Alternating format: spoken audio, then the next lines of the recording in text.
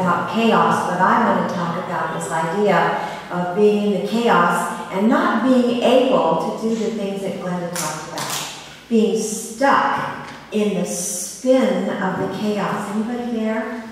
Worry. You know, last night I was working on my talk yesterday afternoon, and last night I just had a horrible night. My whole night was filled with dreams of chaos. I couldn't find my car. I couldn't find anything to wear to talk on this platform, and I had this big heap of clothes on the bed, and then Russell Bird shows up and asks me if I needed help. I'm just like, what?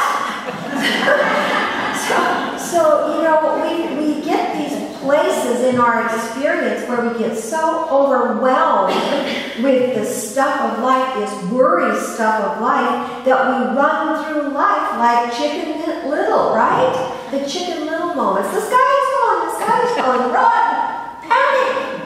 Who else? Does anybody else do that? Yeah, we do that, don't we? And if we could be like the Zen master in the opening video and, you know, let the little drop go into the water, great. But I'm more like that panda bear. I'm more like, come on, let's get going. And I'm more into this sort of spinning, churning, trying to figure it out sort of mode. You know, anybody else there with me? Yeah, we're all there, aren't we? So what I know about this is that very often I'm on automatic pilot when I'm experiencing my life of chaos. Life is chaotic. It can be chaotic in our bank accounts. It can be chaotic in our relationships. You don't have to look at the news very long to figure out how chaotic the world is. Our bodies can create chaos for us. There's a lot of chaos around, see? And what I know is that if I don't have the capacity to say, why am I worrying? Why am I letting myself worry about whatever this thing is? If I don't have the capacity to step back, to shift my allegiance from my focus on that thing that's got me spinning, whatever that thing is, and you know what? I know I'm not the only one that has spinning vortexes in about 57 areas of my life, yes? Yes, we've all got a lot of spinning vortexes. But if I don't have the capacity to stop, to pause, and to think, you know, we learn this, Jen teaches this to elementary children. We stop, look, and listen. If I don't have the capacity to get fully present in the moment with whatever that chaotic thing is, then I'm going to be ruled by that thing. Whatever that thing is going to take over my life. And when that happens, I'm at those, what our authors call that blow your top moment, where I'm ready to just explode, where nothing is clear, where everything looks confusing, where everything is just so embroiled in the mess that I can't figure anything out and I can't find the peace. And so my choice then, when I see the messy rainforest of life that Glenda was talking about, is how am I going to respond to that? How do I rein myself in enough when I'm in the middle of this chaos? How do I bring myself in enough to know that this too shall pass? How do I do that? How do I do that? Well, what I know is, and I think Pema Children says this, the trick is we got to just hang in there. We got to stay with it. We got to be present with it and not bail out, not run like Chicken Little, not try to get away from whatever that thing is, but to hang in there and be present enough with it, wholeheartedly, open-minded, interacting with it, embracing it. Do we have to like it? No. I had a lot of stuff going on in my life experience that seems chaotic that I don't really like very much. But like Glenda says, I don't really have a choice because I didn't invite it in my life in the first place. It's just there. I get to embrace that thing. And then what I get to do is I get to remember the truth. And this is where we are in spiritual community. I get to remember the truth of who I am. The truth of my being. The truth of how this all works, that it's all working together. You know, in the Christian tradition, they say all things work together for good for those who, and in that Bible verses, love God or something along that line. I'm not a scholar, but for me it's all things work together for good, including the chaos, When I remember the truth that we're all in this divine play together, that it's all part of the process that's moving us forward into our highest and greatest good. And it's always in our best interest, but we don't see it that way. So we're part of it. We're part of it. And it's all God. We teach that it's all God. And whatever that thing is, even the stuff that looks icky and chaotic, it's expressing as God too. And that's the part that's really hard to embrace. When these challenges come up, like Glenda mentioned, we've all had those moments, those defining moments, those divorces, those illnesses, those losses, those relationship things. And our invitation then, when those things happen to us, is to recognize within that thing, whatever that chaotic mess is, what's meaningful about this?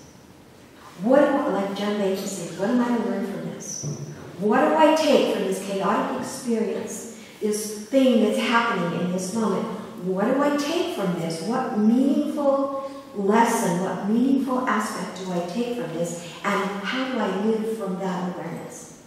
How do I take this and make it work in my life? And then what happens is we use this chaotic life as a path to awakening, where we have this on-the-spot embracing of whatever shows up without getting derailed. And this is where my practice is. How do we stand in all of this stuff and not get derailed, not get knocked off center? How do we do that? Well, for me, part of it is I got to be willing to face it.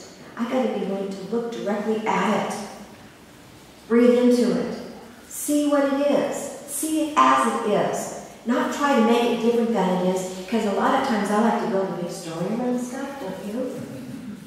I think that's what we do. Drop the storyline around whatever that thing is, try to get real clear with whatever it is, slow down enough to be fully present with that thing, whatever it is, and then let go of the struggle. Let go of the resistance of whatever that thing is. Because like Glenda says, there are very few things in life that we can actually control. I have trouble controlling myself, much less you guys or anybody or anything else. Control is a big issue. And this is the thing. If we try to push it away or hide it or make it, so that, I'll think about that later, guess what? It's just going to come up again. It's just going to rear its head again. So the capacity to be present with it, to look at it, to be, oh man, I don't like this, but I'm going to look at this thing square in the eye, and I'm going to deal with it.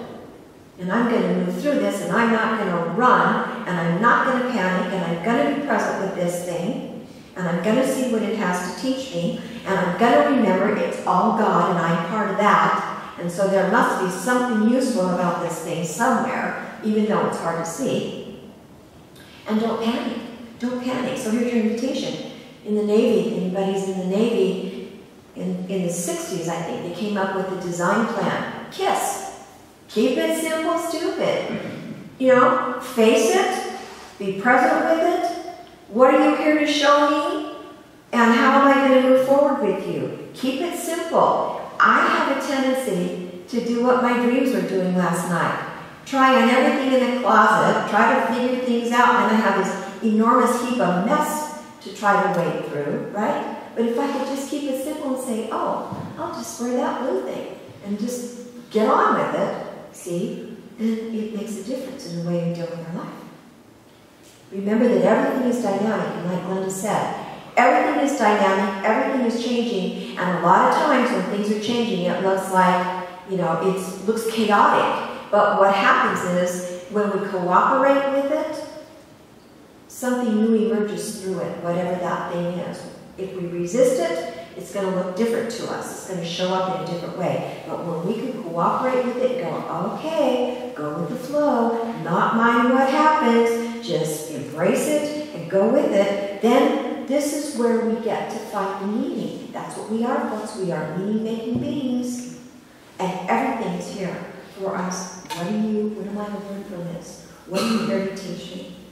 And then if we can actually live from that place, so that whatever new emerges, this morning was a perfect example with Robert being gone. Let me tell you, it's not easy when one thing changes. But when a whole bunch of stuff changes all at once, like Robert not being here, and we have to get through a whole service and see if we can make that work, and poor David's doing double time. I mean, and Terry's wonderful music requires an extra layer of attention. When all this starts happening, it's like, oh boy, but then you see what's meaningful. We're together in a spiritual community. We're all here together. It turned out just fine. We blessed Robert on his journey. Terry did a beautiful job. David did a beautiful job. We're all doing our part. And guess what?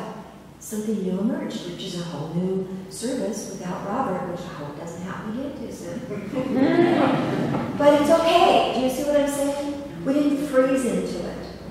We let it be, and we moved through it, and we let it be.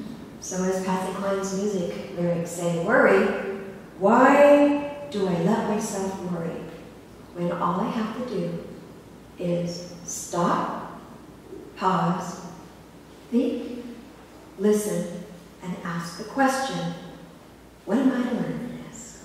Thank you for listening.